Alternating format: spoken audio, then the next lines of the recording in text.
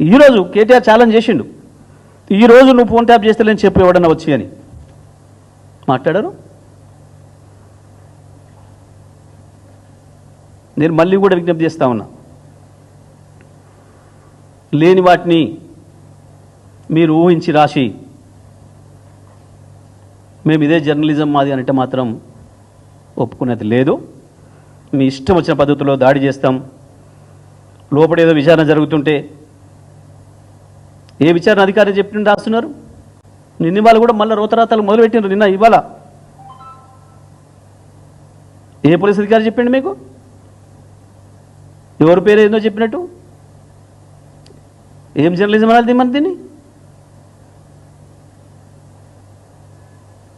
నిజమే, నీ ఆయుధంతో నీ ఇష్టం వచ్చినట్టుగా నరికేస్తున్నావు మమ్మల్ని. పెడదాం చర్చ ఎక్కడైనా, మేము సిద్ధంగా ఉన్నాం.